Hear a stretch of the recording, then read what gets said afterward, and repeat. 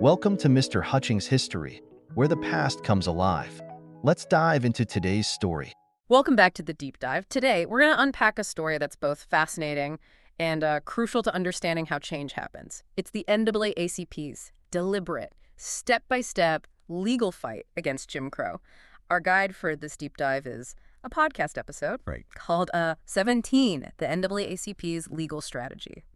Breaking down Jim Crow one case at a time from Mr. Hutchings History.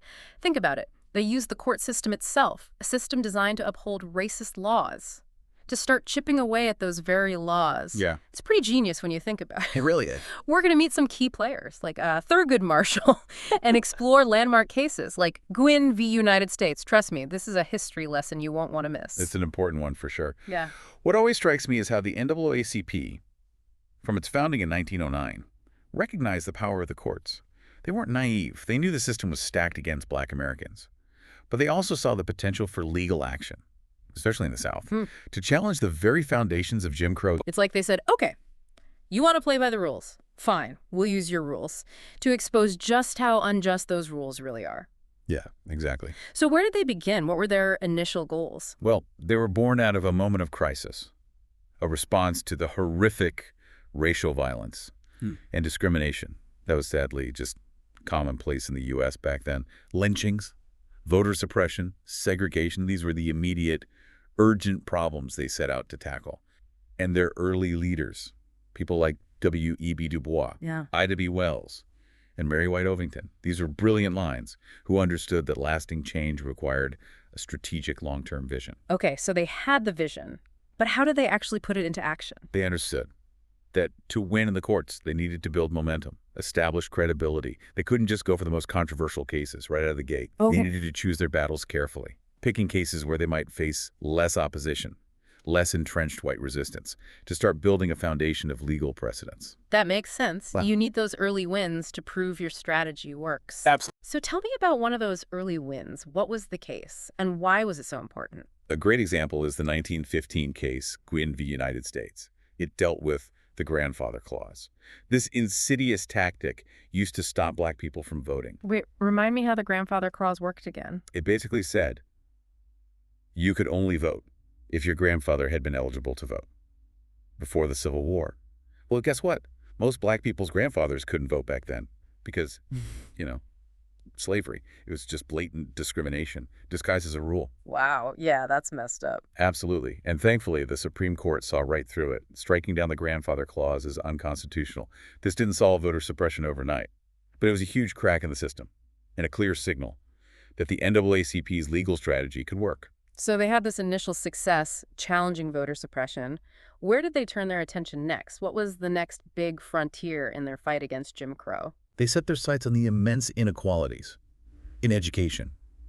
In the 1930s, you had stark disparities in funding and resources between Black and white schools. The NAACP recognized this as a fundamental violation of the 14th Amendment's Equal Protection Clause. They argued that separate but equal, the doctrine that was supposed to justify segregation, was simply a lie, especially when it came to education. And that's where a young lawyer named Thurgood Marshall, who would later become the first African-American Supreme Court justice, enters the picture, right? Exactly. Marshall really spearheaded this effort. He understood the deep inequalities baked into the system. Early on, he challenged the salary discrepancies between Black and white teachers. Winning cases in Maryland and Virginia in 1935, these wins were crucial, proving that even subtle forms of discrimination in pay were unconstitutional. So he's racking up these wins, building a name for himself. Did he go straight for the jugular, challenging segregation head-on in those early cases? He was actually very strategic. He knew that taking on segregation in elementary and secondary schools right away would trigger massive pushback. So he focused on graduate and professional schools, where there were fewer white students and therefore potentially less resistance. This is where the landmark case Missouri ex rel. Gaines v. Canada comes into play in 1938. Tell me more about that case. What happened? The Supreme Court ruled that if a state offered a graduate program, they had to provide equal facilities for Black students. Now, this didn't mean they had to integrate those programs. The separate but equal doctrine was still upheld. But it forced states to create equal facilities, even if that meant admitting Black students to previously all-white universities. So not a complete victory, but a significant step nonetheless. Absolutely. The Gaines case created a huge precedent, and it gave Marshall and the NAACP a major legal tool to continue chipping away at Jim Crow. And it's a great example of their strategy in action, taking on these cases that might seem small or incremental, but ultimately had a huge ripple effect.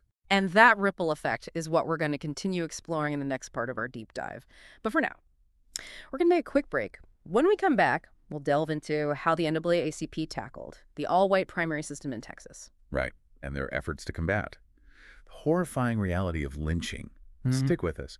And that ripple effect continued right into the 1940s when the NAACP turned their attention to Texas, you see, in many southern states. The Democratic Party basically ran the show. If you won the Democratic primary, you were almost guaranteed to win the general election. But in Texas, they had what were called all-white primaries, meaning black people weren't even allowed to participate. So even if you were registered to vote, you couldn't vote in the election that actually mattered. That's just another way to silence black voices and keep white people in power, right? Exactly. It was voter suppression, plain and simple. And this is where the landmark case Smith v. Allwright comes into play. Another one argued by Thurgood Marshall in 1944. The Supreme Court, once again, became the battleground for civil rights. And in this case, they ruled that all white primaries were a direct violation of the 15th Amendment. Which says no one can be denied the right to vote based on race. So what happened after that? Did things change on the ground right away? They did. Black voter participation in the South saw a noticeable jump after Smith v. Allwright. It was a huge victory for voting rights. And yet another example of how the NAACP's strategic, case-by-case approach was working. It's amazing how they kept building on these wins, step by step. But their work wasn't just limited to voting rights or even the courtroom right. Didn't they also launch a major campaign against lynching? Absolutely. Lynching was a brutal form of racial terror, especially prevalent in the South. You had white mobs murdering black people, often with no consequences whatsoever. The NAACP knew they had to expose these atrocities and push for federal action. It's hard to believe that something as horrific as lynching wasn't already a federal crime. Why was that the case? The problem was that local authorities were often complicit in these acts of violence. They'd turn a blind eye or even participate. The NAACP realized that to get justice, they needed federal intervention. So they launched these incredible national campaigns, documenting lynchings in detail, publishing reports, and lobbying Congress for anti-lynching legislation. That would give the federal government the power to prosecute these crimes. So what happened? Were they successful in getting a federal anti-lynching law passed? Sadly, no. It was a heartbreaking fight. They managed to get the House of Representatives to pass anti-lynching bills in 1937 and again in 1940.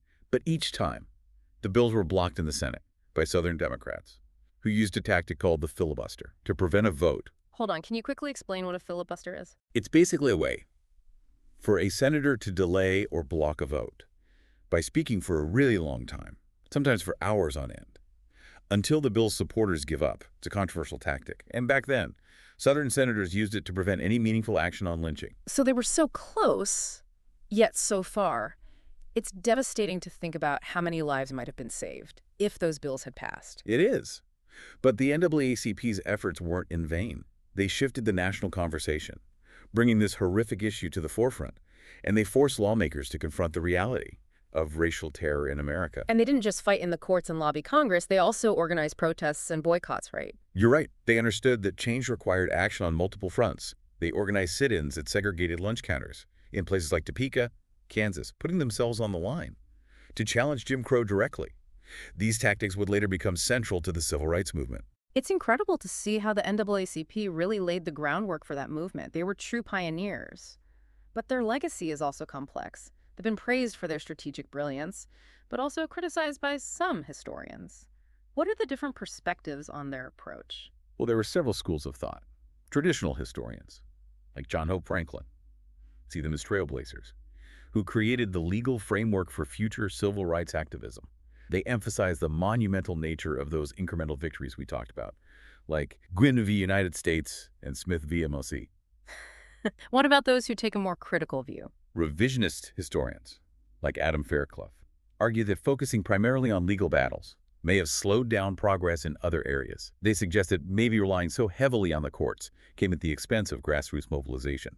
They also point out that even when the NAACP won these landmark cases, getting those victories implemented on the ground was a whole other fight because of persistent racism and a lack of federal oversight. So it's not as simple as saying they won these court cases And everything changed. There was still so much work to be done. Exactly.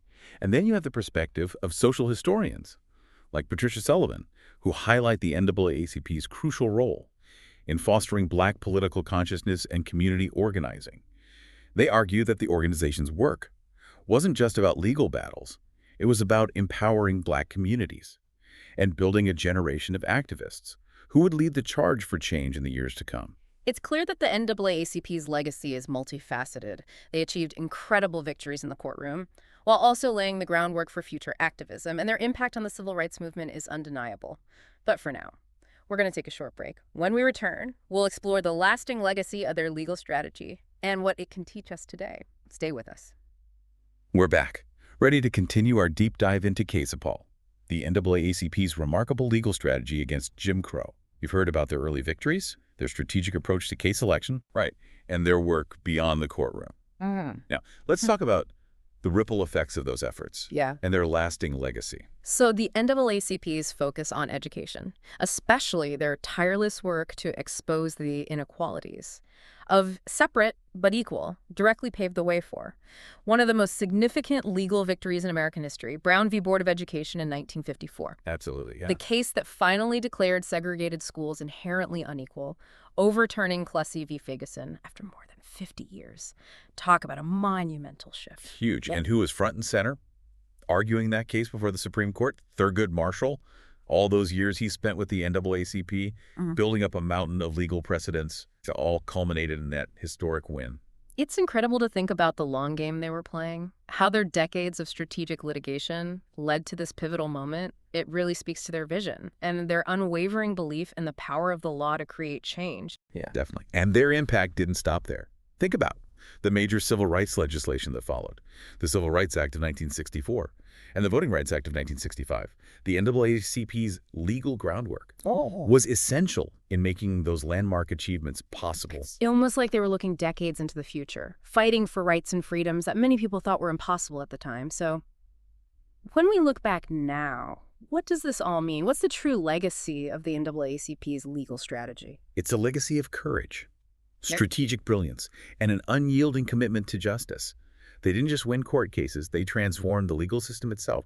They took a system that was designed to uphold oppression and turned it into a weapon for equality. It's such a powerful example of how even in the face of deeply ingrained prejudice and systemic racism, the fight for justice can prevail. It can. What strikes me is their relentless dedication. They faced setback after setback, but never gave up.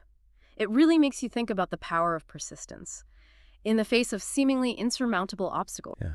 Absolutely. And their story reminds us that legal advocacy is a powerful tool for social change.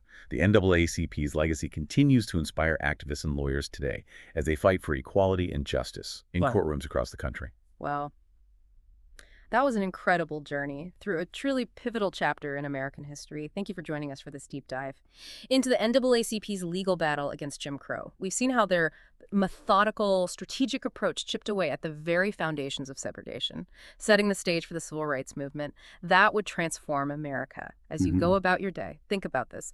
How might the fight for civil rights have unfolded differently without the groundwork laid by those early legal victories? And how can we, in our own time, use legal strategies to challenge injustice and create a more just and equitable society? Keep exploring, keep learning, and keep diving deep. Thanks for listening to Mr. Hutchings History. Keep exploring, and we'll see you next time.